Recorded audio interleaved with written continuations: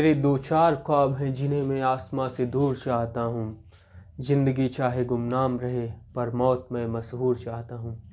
Hello, welcome back to Harshman education. काफ़ी दिनों से हम ऑनलाइन नहीं आ पाए थे, जिसका मुझे काफ़ी खेद है। अब हम लोग प्रॉपर क्लास चलेगी हमारी, चाहे 10 मिनट की चले, 20 मिनट की चले, जितनी भी चलेगी प्रॉपर चलेगी। तो चलिए आज 10th में ट्रिग्नोमेट्री से स्टार्ट कर रहे हैं। हालांकि हमने ट्रिग्नोमेट्री पहले भी थोड़ा बहुत बता चुके हैं आपको पिछले वीडियो में, लेकिन फिर से हम नए सिरे से शुरू करेंगे। और जिन भी टॉपिक्स की आपको ज़रूरत होगी आप कमेंट में हमको बताएंगे, जहाँ भी आपको जैसे दिक्कत होगी आप बताएंगे। चलिए हम चालू करते हैं ट्रिग्नोमेट्री। देखिए,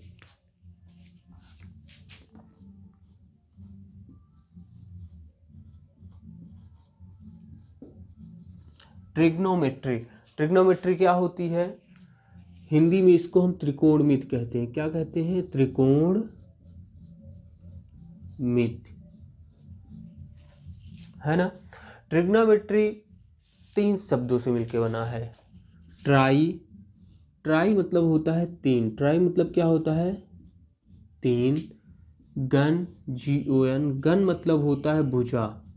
गन मीन्स भुजा। और मेट्री मतलब होता है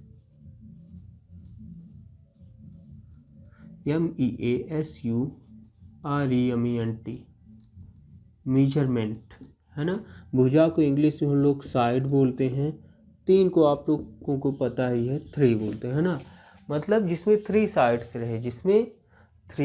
रहे, और 3 साइड का मेजरमेंट को हिंदी में बोलते हैं मापना। मेजरमेंट मीन्स मापना। 3 साइड की माप को हम क्या बोलते हैं? ट्रिग्नोमेट्री। अब हम लोग आसान भाषा में, अपनी भाषा में समझते हैं ट्रिग्नोमेट्री क्या होती है। आप लोग मान लीजिए गए ताजमहल देखने, ठीक। ताजमहल आपने देखा, ताजमहल की ऊंचाई, है ना। अब क्या ऐसे संभव है कि आप वहाँ खड़े खड़े ताजमहल की ऊंचाई बता दें कितनी है? बता सकते हैं। कैसे? आपको अगर मान लीजिए दूरी पता है, जहाँ से आप खड़े हैं ताजमहल तक की दूरी। मान लीजिए ये ताजमहल की चोटी, ये हमारा ताजमहल है, ठीक। ये इसकी चोटी है, यहाँ हम लोग खड़े हैं। तो यहाँ से अगर यहाँ तक की दूरी हमको बतानी है तो हम क्या बता सकते हैं? चोटी से यहाँ, जहाँ से आप देख रहे हैं, यहाँ से दूरी कितनी है? तो अगर ये दूरी हमको बतानी है तो हम ट्रिग्नोमेट्री की सहायता से बिना मापे बता सकते हैं।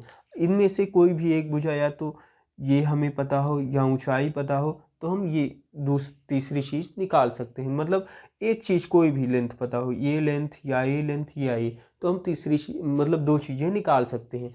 या तो ऊंचाई ताजमहल की ये पता है हमको, आधार से ताजमहल की दूरी कितनी है, ये नीचे की दूरी, तो हम यहाँ से भी ऊंचाई भी निकाल सकते हैं, चोटी की दूरी, और ताजमहल की ऊंचाई भी निकाल सकते हैं। ट्रिग्नोमेट्री, यहाँ एंगल हमको पता ही होगा, जो एंगल बन रहा है वो आसानी से हम बता सकते हैं, ठीक। अगर मान लीजिए आप खड़े हैं कहीं नदी के, आपका यहाँ घर बना है नदी किनारे, आप ऊपर यहाँ पे खड़े हैं, ठीक है ना।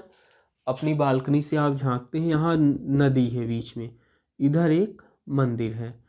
तो अगर मंदिर से यहाँ से आप देख रहे हैं, छत की अपनी ऊंचाई से, बालकनी से मंदिर की सीढ़ी मान लीजिए ये है, तो यहाँ की अगर यहाँ से ऊंचाई आपको याद करनी है तो आप ट्रिग्नोमेट्री की सहायता से बिना मापे याद कर सकते हैं, ठीक। हम ट्रिग्नोमेट्री, जैसे ट्रिग्नोमेट्री का यूज बहुत पुराने समय से चलता आ रहा है। प्राचीन समय से ट्रिग्नोमेट्री का यूज है। सर्वप्रथम हमें आर्यभट्ट उल्लेख मिलता है कि आर्यभट्ट ने इसका उल्लेख किया था। चलिए हम देख लेते हैं ट्रिग्नोमेट्री की कुछ बेसिक्स। देखिए, अब हम लोग सीखेंगे कि कैसे, ये मान लीजिए हमारा एक ट्रायंगल है। क्या है? एक राइट एंगल ट्रायंगल, है ना। इसको हम मान लेते हैं ABC। तो ट्रिग्नोमेट्रिक रेशियो 6 होती हैं। ट्रिग्नोमेट्रिक रेशियो कितनी होती है? त्रिकोणमित अनुपात 6 त्रिकोणमित अनुपात होते हैं।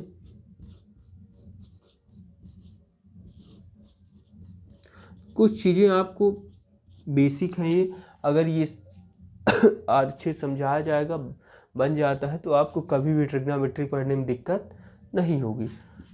त्रिकोणमित अनुपात, ट्रिग्नोमेट्रिक रेशियो। ट्रिग्नोमेट्रिक रेशियो क्या होता है? ये 6 होते हैं। कौन कौन से?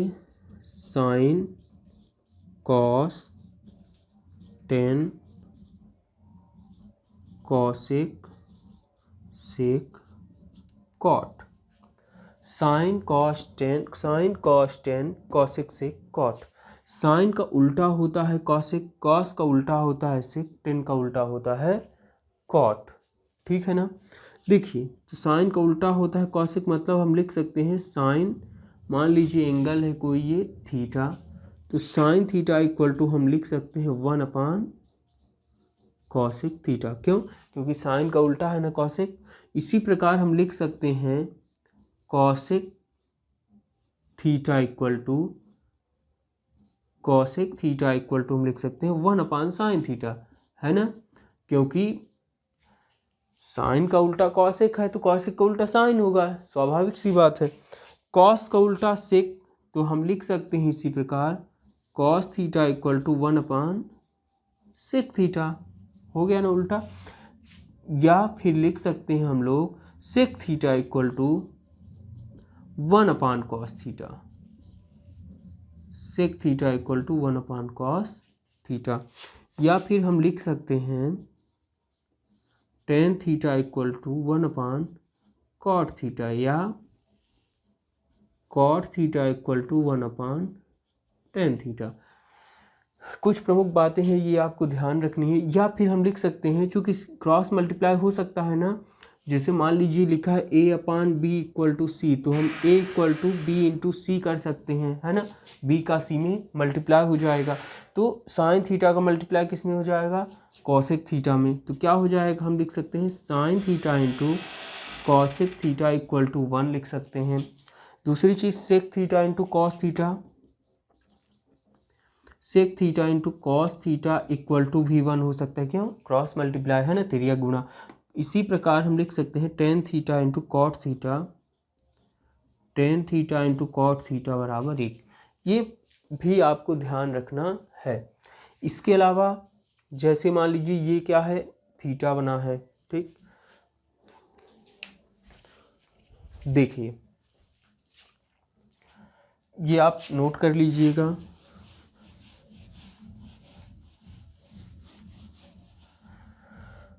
ये ABC एक राइट एंगल ट्रायंगल था। मान लीजिए एक और राइट एंगल ट्रायंगल है ABC, सेम यही है, कोई चेंज नहीं कर रहे हैं, है ना? लेकिन यहाँ थीटा यहाँ पे था, ये थीटा मैं यहाँ पे लिखे दे रहा हूँ, ठीक है ना? या फिर कहिए थीटा की जगह कुछ और नाम दे दें, अल्फा दे देते हैं, ठीक। अब देखिए, अगर मैं साइन अल्फ़ा की वैल्यू निकालना चाहूँ, साइन अल्फ़ा की वैल्यू यहाँ से मैं साइन थीटा की वैल्यू, तो ये जो ट्रिग्नोमेट्रिक रेशियो होते हैं तो इनके कुछ फार्मूला होता है, जैसे कि साइन थीटा इक्वल टू लंब बटे कर्ण, कॉस थीटा इक्वल टू आधार बटे कर्ण। तो इसकी एक शॉर्ट ट्रिक होती है हिंदी वालों के लिए, लाल बटे कक्का।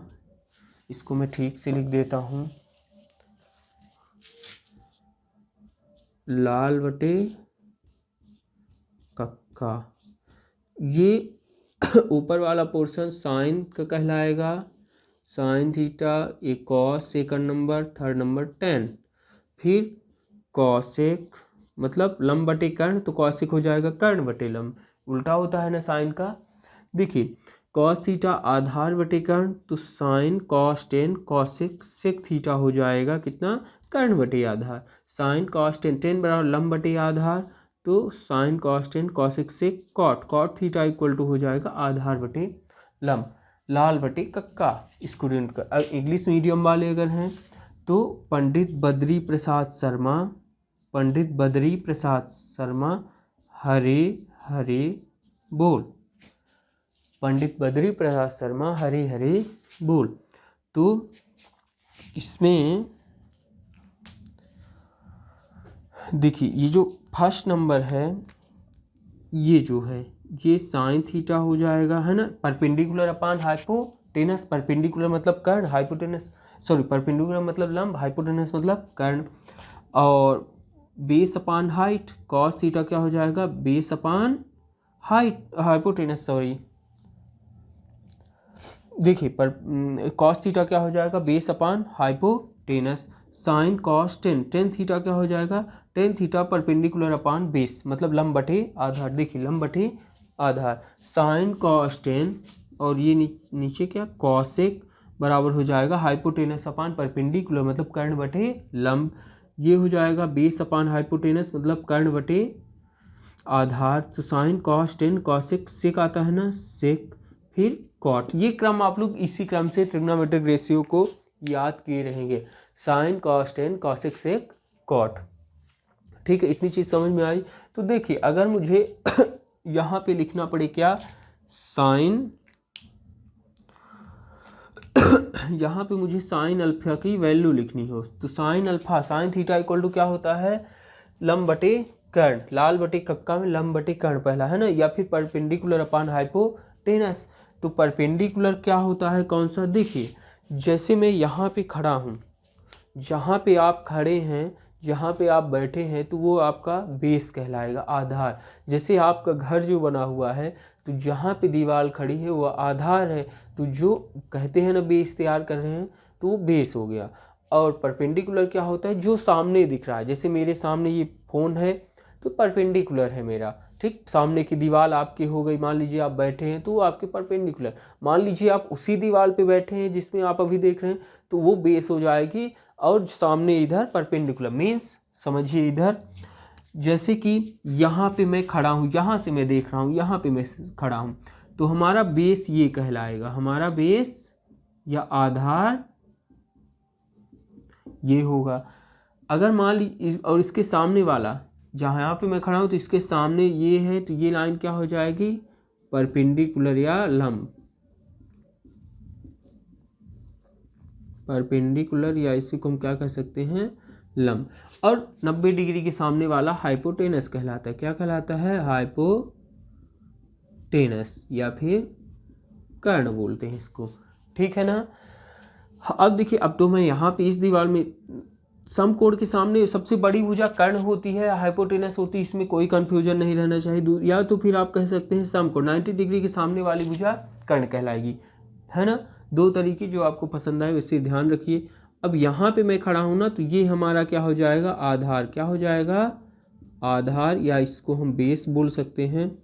और इसके सामने वाला लंब कहलाता है, क्या कहलाता है, लंब, या इसको हम बोल सकते हैं परपेंडिकुलर। अब ये हाइपोटेनस है, इसमें कोई दिक्कत आपको नहीं है।